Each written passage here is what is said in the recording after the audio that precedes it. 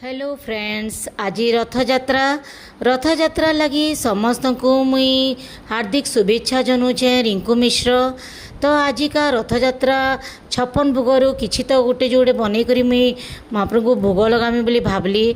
सकालू goods goods बसई दी छेना छुनी छेड़ाली आउ अदा goods थिला जेन गुड़स मी टिके राबड़ी बगी टिके माने गुड़स के अटे करी टिके राबड़ी बगी बनाली माने राबड़ी नु टिके पतला रखली आउ रसावली तंकर बनामी 56 भोगर गोटे भोग यहाँ रसावली है।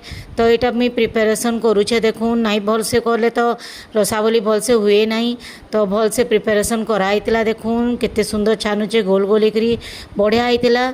जगन्नाथ महाप्रभु भी बहुत खुशी होइजिबे आउ तांकर यहाँ प्रिय रसावली।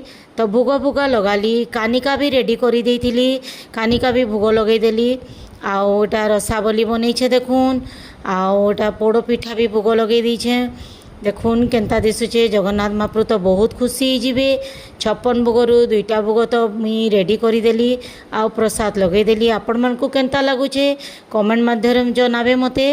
देखून केनता बढ़िया लागुचे प्रसाद ए देखून रसावली कानिका कितने सुंदर दिशुचे। महाप्रभु जगन्नाथ तो बहुत खुशी हो जाइथिबे।